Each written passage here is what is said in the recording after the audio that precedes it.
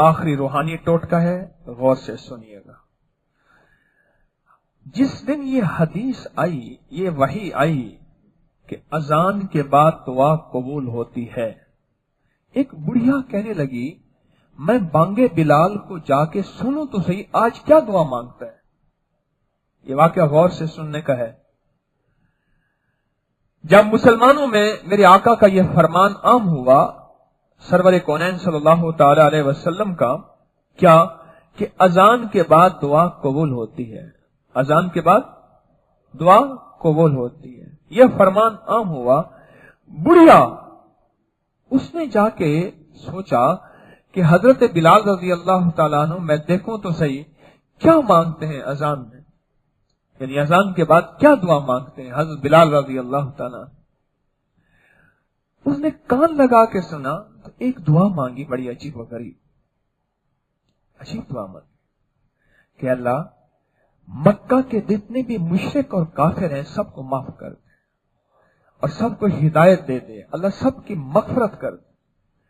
جنہوں نے پتھروں پہ گھسیٹا، جنہوں نے انگاروں پہ گھسیٹا اور ان کے لہو اور چربی سے، ان کی لہو اور چربی سے انگارے بجھ جاتے تھے اور پتھر ٹھنڈے ہو جاتے تھے، اکرما ابو جہل کے بیٹے مارتے مارتے تھک جاتے تھے، مارتے مارتے تھک جاتے تھے، ان کو سب سے پہلے جو دعا ان کے دل پہ، ان کے لبوں پہ آئی وہ یہ آئی کہ اللہ مکہ کے جتنے بھی مشرک ہیں اور کافر ہیں سب کو کیا دے دے، کیا دے دے، اللہ سب کو ہدایت دے دے، مکہ کے جتنے بھی مشرک اور کافر ہیں اللہ سب کو ہدایت دے دے۔ تو سنے میری بات غور سے، جب بھی اذان ہو جو بندہ دعا مانگے گا اللہ امت کے جتنے بھی،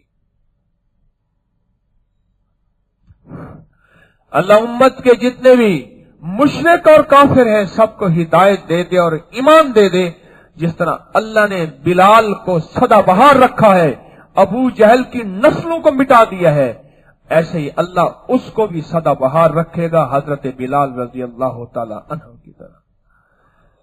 جو امت کے کافروں کو، آج کے کافروں کو اور آج کی امت کے مشرکوں کے لیے ایمان مانگے گا، ہدایت مانگے گا، دوسرے لفظوں میں سلامتی مانگے گا اور خیریت اور عافیت مانگے گا، تیسرے لفظوں میں ان کے لیے رواداری اور محبت کے جذبے رکھے گا، اللہ اس کی نسلوں کو حضرت بلال جیسی نعمتیں عطا فرمائے گا۔ اور حضرت بلال کو کیا نعمتیں ملی؟ ان کا نام زندہ ہے، آج بھی بلال بیٹھے ہیں۔ اس محفل میں کتنے بلال بیٹھے ہیں؟ ہاتھ کھڑے کریں۔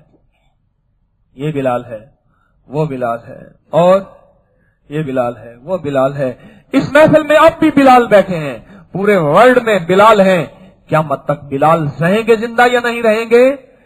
اللہ بلال جیسے رضی اللہ تعالیٰ عنہ کو زندہ رکھا ہے، تابندہ رکھا ہے اور روشن رکھا ہے، ایسے اللہ اس کو، اس کی نسلوں کو زندہ، تابندہ اور روشن رکھیں گے۔ یہ آج کی روحانی اور جسمانی فٹنس کے راز میں نے آپ کی خدمت میں